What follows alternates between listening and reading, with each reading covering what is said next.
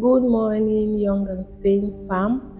Welcome to another episode of the Young and Sane podcast. Of course, this is a safe space where we talk about the things that impact our sanity, our mental well being, our identity, life in general, ultimately our growth as young individuals navigating life. So, I'm your host, and I remain Tamarflourish. And today's episode is one that so many of us will relate to.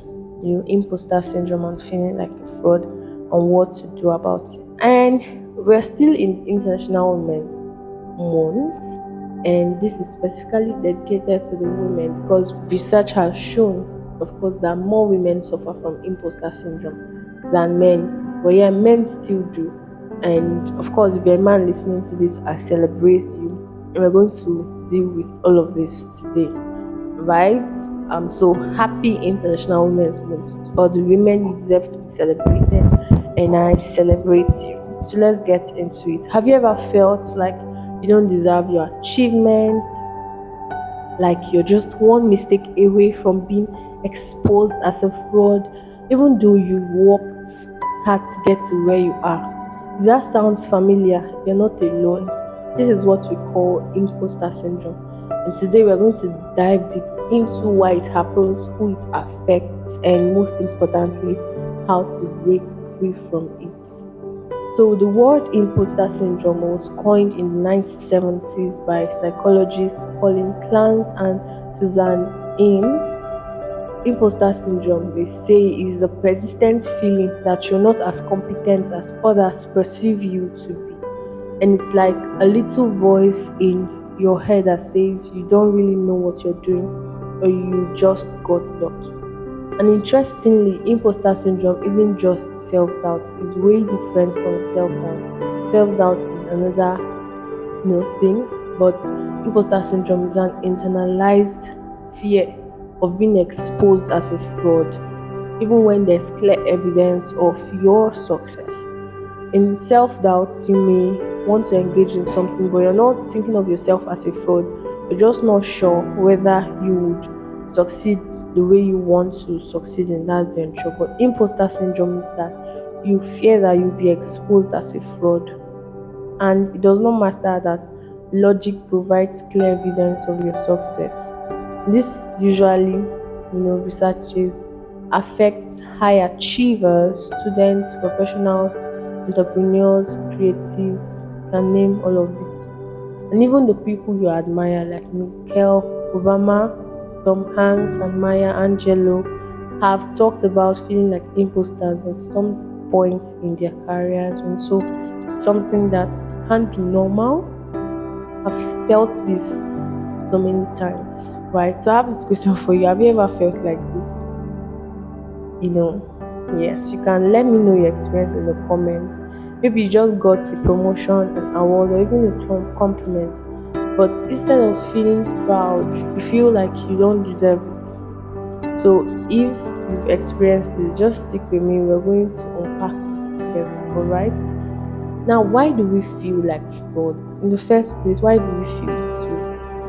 And research has shown some of the biggest reasons. Research has shown some of the biggest reasons for why we feel this way, and it resonates. It's true, And the first on the list is perfectionism. Oh my God! If you set impossibly high standards for yourself, I used to set impossibly high standards for myself. Now, it's not bad to desire to be excellent at something. It's not bad to desire to be perfect. But perfectionism is when you set unrealistically high standards. And then anything less than perfect makes you feel like a failure. You might think that if I made a mistake, I must be a fraud, right? And so you feel like a failure when you finally make a mistake. Because you've set this impossible, unrealistic high standards for yourself. Another thing that could cause this kind of feeling is when you constantly compare yourself to other people. And social media has not made this has made it worse. And then you see that social media is a game of likes and comments, and you see people winning online with the number of likes that they have, number of views, and you feel like they've got it all together, and I don't measure up. So imposter syndrome begins to come in, even though you're good in what you do. Now, another reason could be new challenges or opportunities.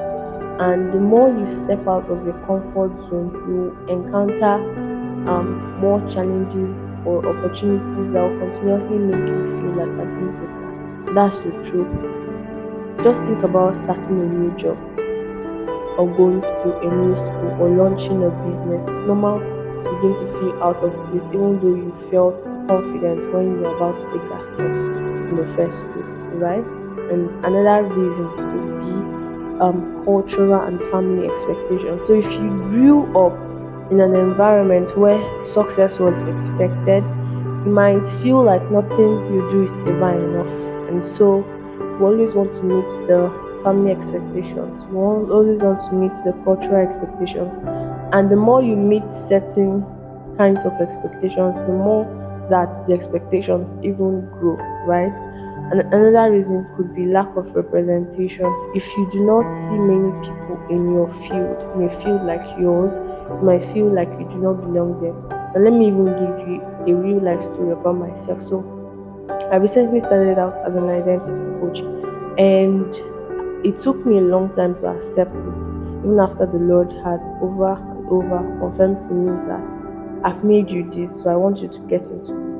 It took me a very long time, and this was because I wasn't seeing a lot of people calling themselves identity coaches.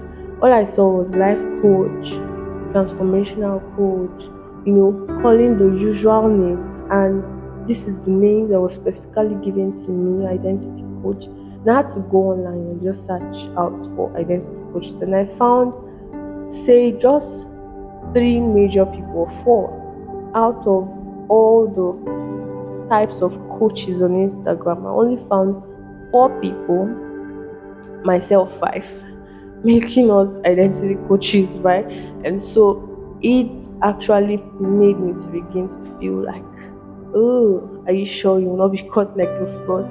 And so I didn't see a lot of representation in the field that main people like me in the field that I was about to step into. And so somehow I felt like I didn't belong there. I had to, you know, go in. So I struggled with imposter syndrome here.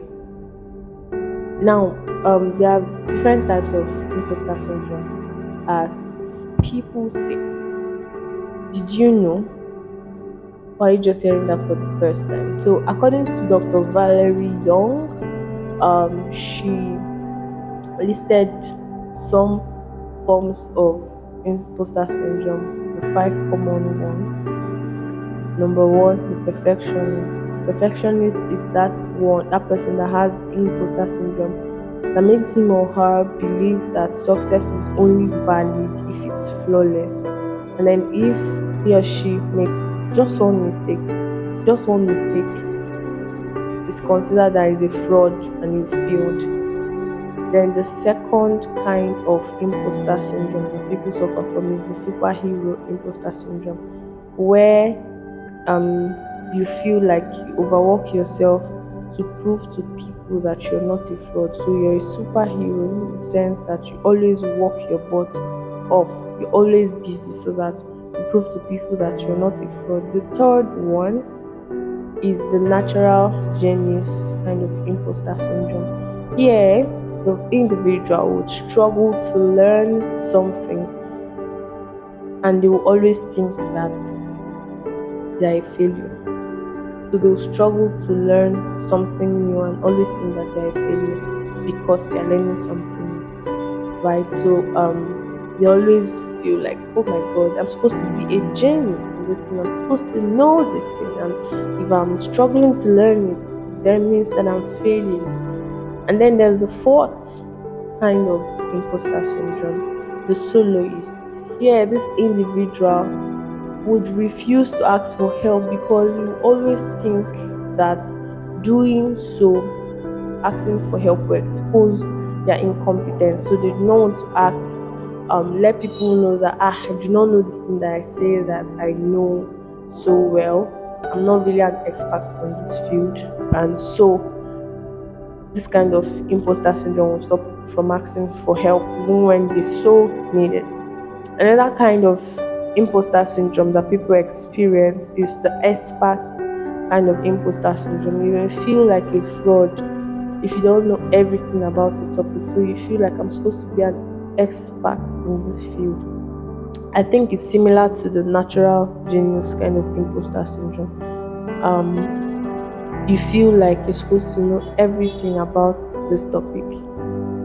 Now, while the natural genius imposter syndrome feels like you're supposed to easily learn this thing because it's a natural genius, because he's struggling to learn it, then it's a failure, right? Then the expert is saying, I'm supposed to know everything about this topic. And so, if I have not known every single thing there is to know about this topic, then I'm a fraud.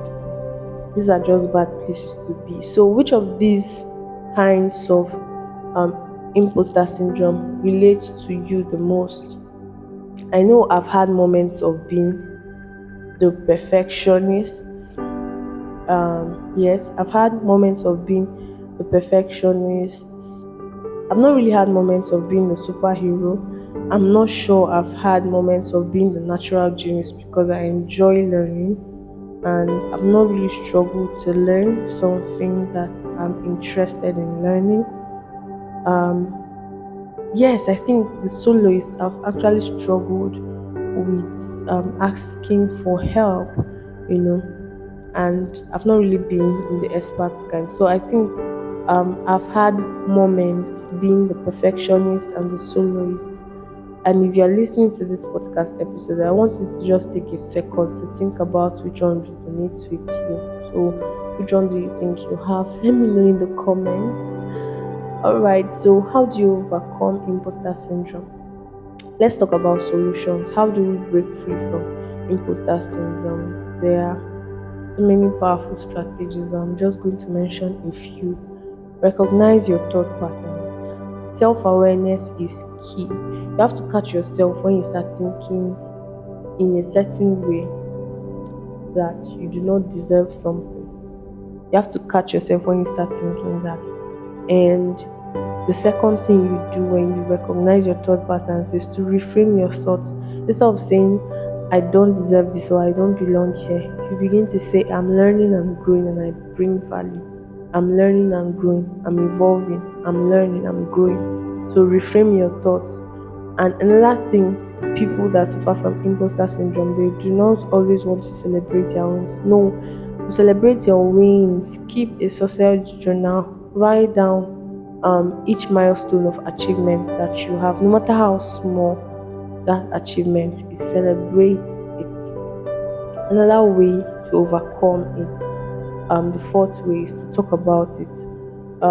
When you keep quiet about your feeling of imposter syndrome, it's going to thrive. You're going to feel more and more like a fraud.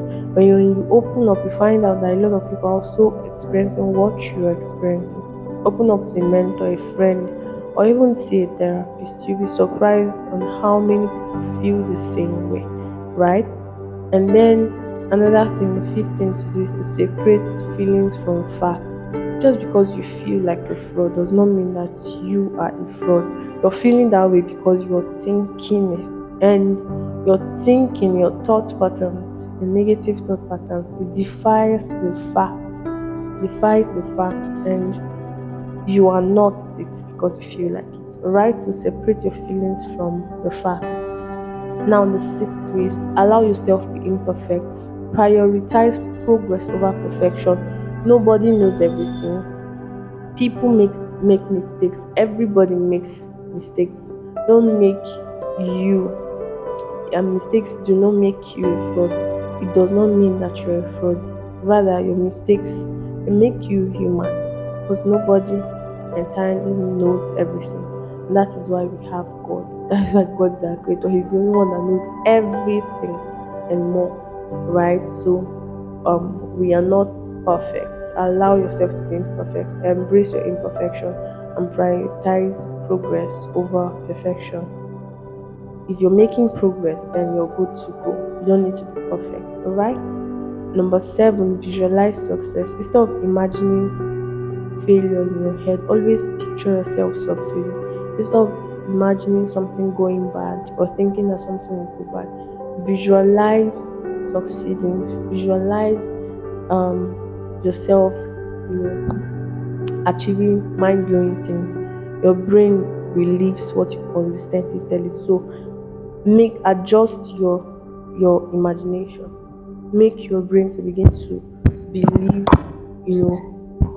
an imagination that has more success than failure pictures in it. So which of these tips do you think will help you the most? I challenge you to pick one. Just start from one today and start applying it so that you can overcome imposter syndrome.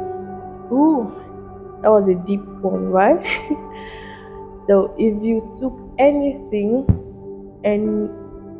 anything at all, anything away from today's episode, let it be this: that you are not a fraud. You are growing, you are learning, you are becoming better every single day. So I hope today's conversation helped you feel less alone in this struggle. If you loved this episode, please share it with a friend who might need to hear this too. And don't forget to subscribe to the Young and Sane podcast so you never miss an episode. I also love to hear your thoughts. Have you experienced imposter syndrome before? If you're listening to this podcast episode and you're listening to this point, just let me know in the comments. Share your story, share your audio. How did you deal with it? Send me a message on social media at Tamarflourish or at the Young and Sane podcast or on Instagram. You can leave a comment below here on Spotify and on YouTube. Until next time, take care of yourself. Remember, you belong here. Say it to yourself like you mean it. Say it to yourself like you know that you know that you know that you belong here. Alright, see you in my next podcast episode. Bye.